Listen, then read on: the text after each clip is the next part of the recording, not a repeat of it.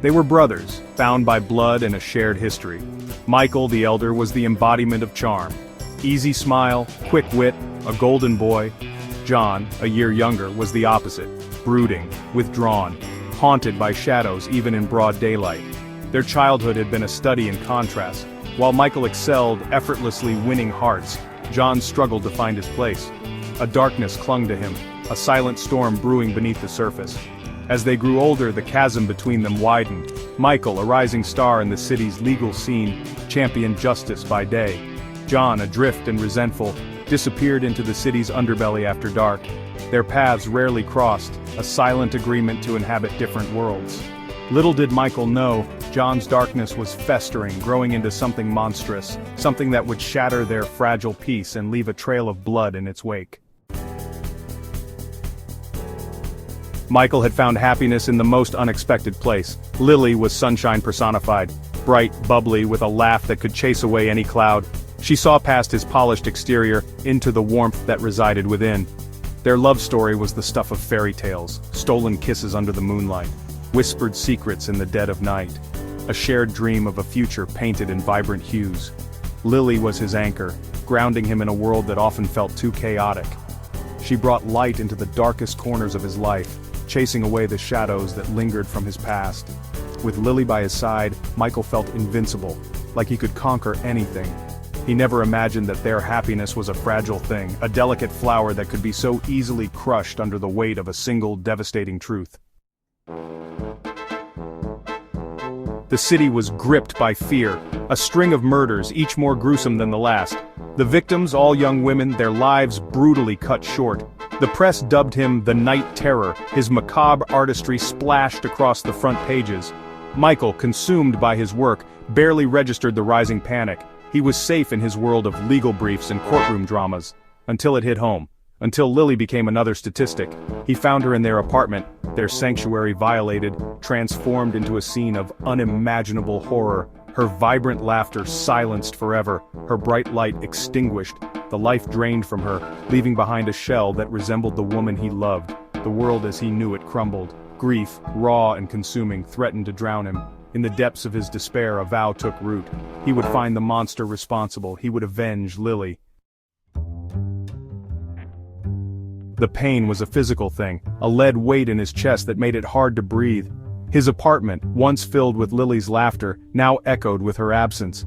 The scent of her perfume, a constant reminder of what he had lost. Sleep offered no escape. Nightmares plagued him, replaying the image of her lifeless body, her once bright eyes staring vacantly into the abyss. He threw himself into his work, burying himself in case files, searching for a distraction from the gaping hole in his life. But the Night Terror's crimes haunted him, each new victim a searing reminder of his own loss.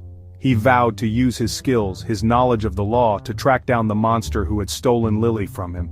Driven by grief and fueled by a thirst for vengeance, Michael embarked on a perilous journey into the heart of darkness, unaware that the truth he sought was far more sinister than he could have ever imagined. Section 5. Whispers in the Shadows. The truth unraveled. The investigation consumed him.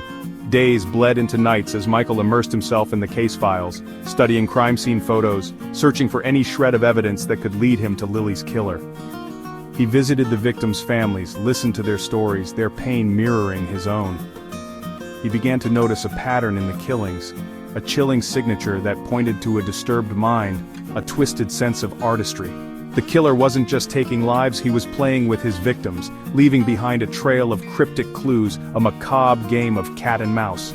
The deeper he delved, the more Michael realized he was dealing with someone cunning, someone who knew the city's underbelly like the back of his hand. The clues led him down a dangerous path, into the dark heart of the city, a world he had always avoided, a world his brother knew all too well. One name kept surfacing during his investigation, whispered in hushed tones in dimly lit bars, scribbled on bathroom stalls, a phantom presence lurking in the shadows. John. Section 6. The weight of betrayal, a brother's reckoning. The realization hit him like a physical blow. It couldn't be. His own brother? John, the troubled, withdrawn younger brother, the ghost who haunted the edges of his life. The evidence was circumstantial at first. Whispers from the underbelly, stories of John's growing instability, his fascination with death. Then came the irrefutable proof.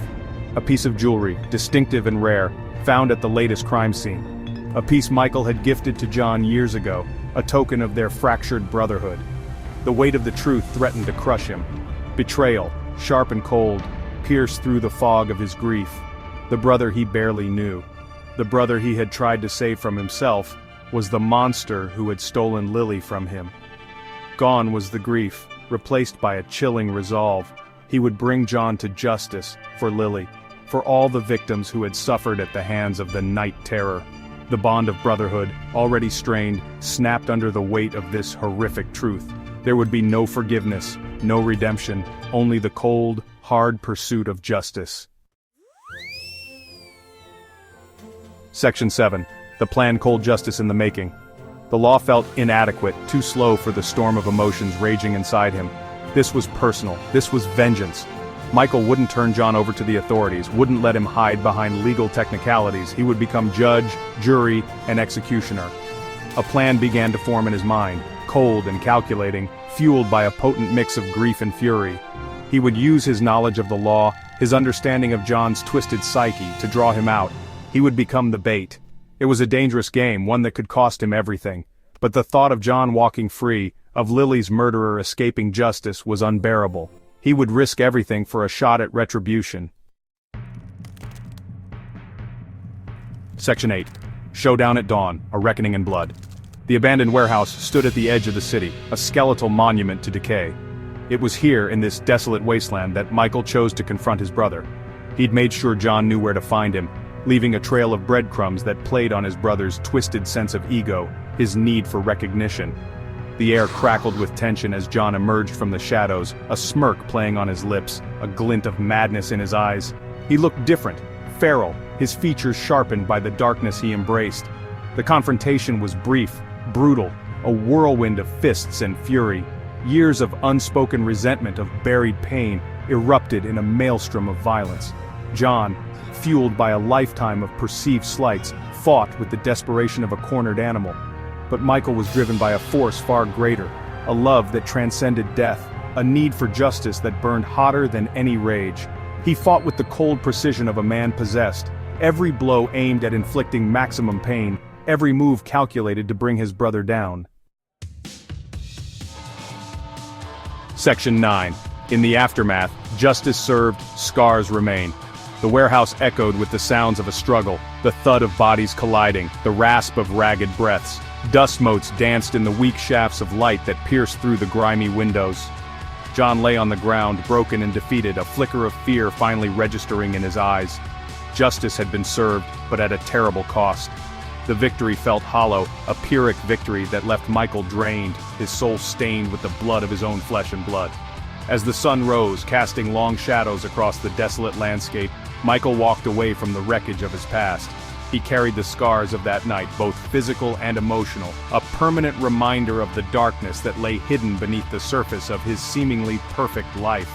The night terror was no more, but the echoes of his reign of terror would linger, a chilling reminder of the fragility of life and the devastating consequences of unaddressed pain. And in the silence that followed the storm, Michael was left to grapple with the knowledge that sometimes the pursuit of justice exacts a heavier price than we are willing to pay.